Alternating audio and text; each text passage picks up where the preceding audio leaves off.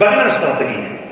Setelah dia memberikan statement seperti itu, langsung di depannya pengusaha-pengusaha Cina itu tepuk tangan.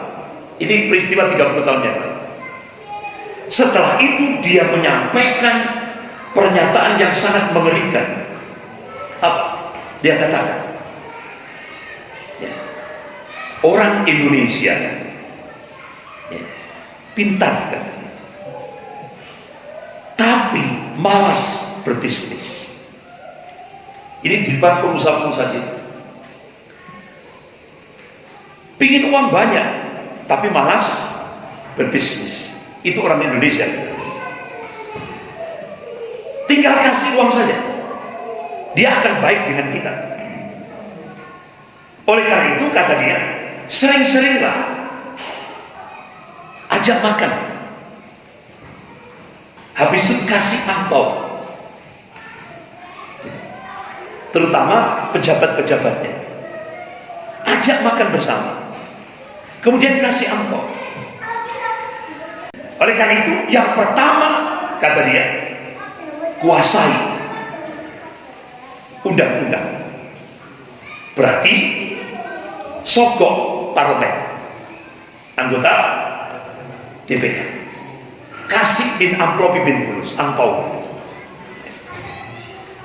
sehingga aturan itu bisa kita kendalikan. Habis itu kata dia, kuasai media. Media itu kuasai, karena dari situlah kita bisa merubah mindset, cara pandang penduduk Indonesia, masyarakat Indonesia.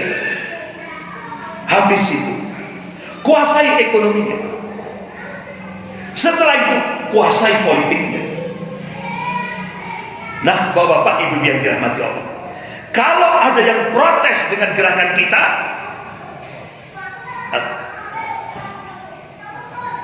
langsung pejabat aparat keamanan itu gerakan untuk menghabisi orang yang protes itu.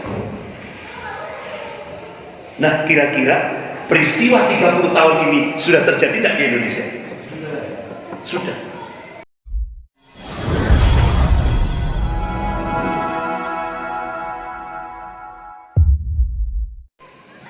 Nah, bapak-bapak, ibu yang dirahmati Allah, bagaimana realitas empiris dari apa yang diprediksi oleh Peter Weyl dan August Cole dalam fiksi ilmiah Ghost Fleet gitu. Coba kita lihat.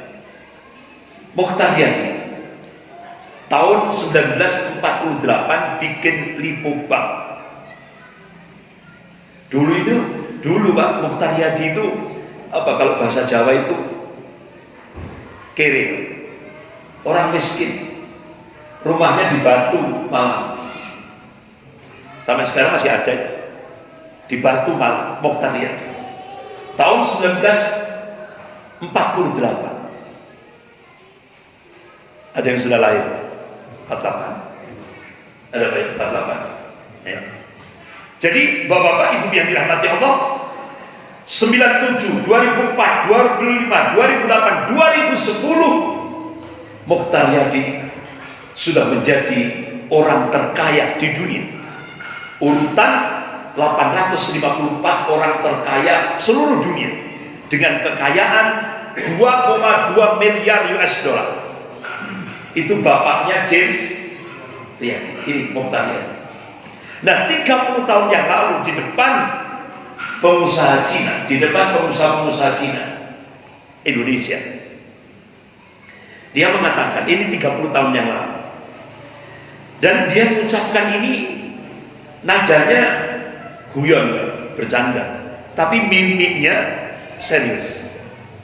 Kata dia di depan pengusaha-pengusaha Cina Indonesia, Lipo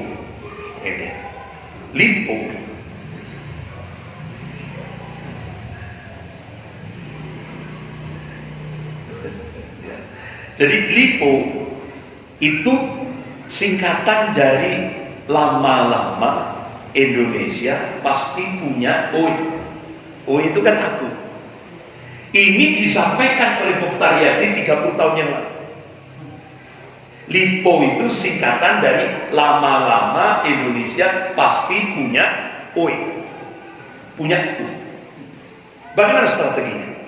Setelah dia memberikan statement seperti itu, langsung di depannya pengusaha-pengusaha Cina itu tepuk tangan. Ini peristiwa 30 tahun yang lalu. Setelah itu dia menyampaikan pernyataan yang sangat mengerikan. Apa? Dia katakan, ya, orang Indonesia ya, pintar kan, tapi malas berbisnis. Ini di depan pengusaha-pengusaha Cina.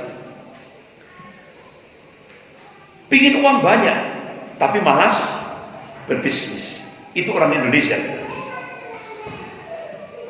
Tinggal kasih uang saja, dia akan baik dengan kita.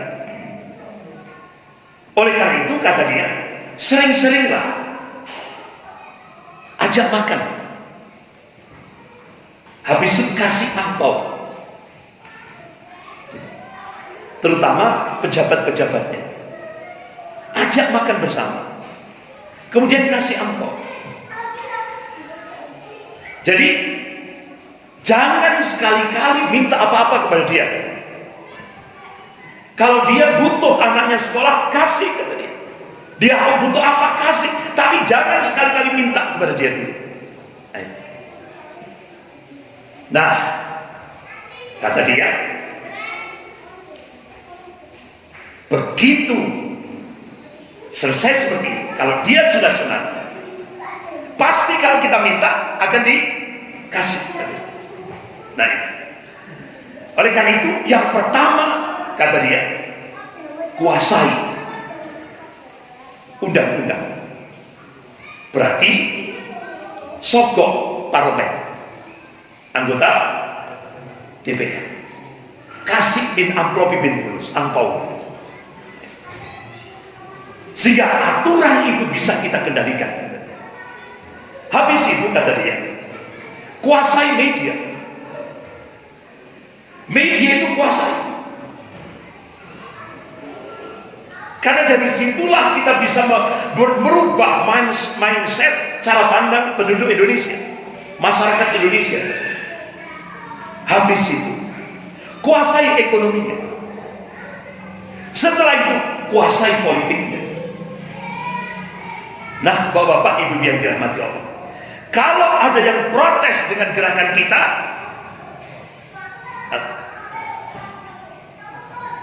langsung pejabat aparat keamanan itu gerakan untuk menghabisi orang yang protes itu. Nah, kira-kira peristiwa 30 tahun ini sudah terjadi tidak di Indonesia? Sudah. Ini nyata. Bahkan ketika tokoh-tokoh ulama diundang di asrama haji Pondok Gede Jakarta, dan alhamdulillah saya juga diundang waktu itu. Ini yang ngomong Ketua MPR Pak Zulkifli Hasan. Beliau menyampaikan 80% aset ekonomi nasional sudah dikuasai Cina. 74% tanah seluruh Indonesia sudah dikuasai Cina. Pribumi dikasih 26%. Dan ternyata ucapan Ketua MPR itu dibenarkan oleh Bank Dunia. Bahkan ada satu konglomerat Cina di Indonesia, Sinarmas itu punya tanah legal formal 5 juta hektar.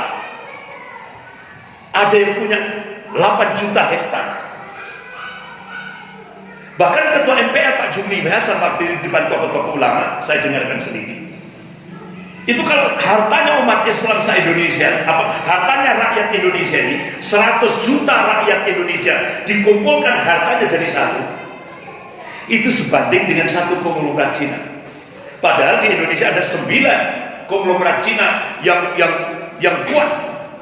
Berarti kan kalau kita itu berarti kan 900 juta perbandingannya. Padahal jumlah penduduk Indonesia cuma 260 juta. Akhirnya Pak Zulkifli Hasan sebagai Ketua MPR, beliau memberikan statement di depan tokoh-tokoh ulama. Kalkulasi politik kita tidak bisa berbuat apa-apa. Makanya bapak-bapak, ibu yang dirahmati Allah, saya pernah di Sawah Jajar. Selesai saya memberikan kuliah Soko, ada seorang pejabat, dia perwira ke atas.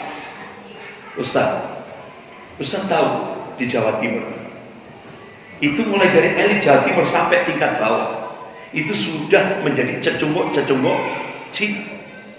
apa cecunguk itu? Jongos, miris gitu. Bahkan saya ditanya, Ustaz Andri, Ustaz tahu nggak siapa yang menguasai Maluku? Ya saya jawab, Iwan, yang kantornya di depan Regent Park Hotel itu, kantornya Acak itu, yang dia ornamen masjid itu ya. Makanya agamanya bingung, ya kan? Ya kadang ke kelenteng, kadang ke gereja, kadang bikin ornamen masjid, bingung gitu, ya kan? Agamanya opo begitu aja kan? Nah itu Iwan, saya disalahkan Pak, bukan Ustaz tahu itu koordinator koordinator 9 Naga, itu markasnya di Malang, di Tidar, Universitas Macung. Dia kalau kesini bawa helikopter sendiri, di Macung, Tidar. Bahkan saya kan ngisi di Angkatan Darat, Pak. Saya dapat info dari 7 tempat reuni ex-PKI dan pemutaran film PKI yang berhasil cuma 1, yang lain kan dibubarkan oleh aparat. Dari 7 tempat itu yang 6 dibubarkan oleh aparat dan pemuda-pemuda Islam, ormas-ormas Islam. Yang 1 yang berhasil di mana? Universitas Macung. Karena aparat tidak bisa nembus karena di areal akademik. Reuni ex-PKI dan pemutaran film PKI berhasil di Universitas Macung.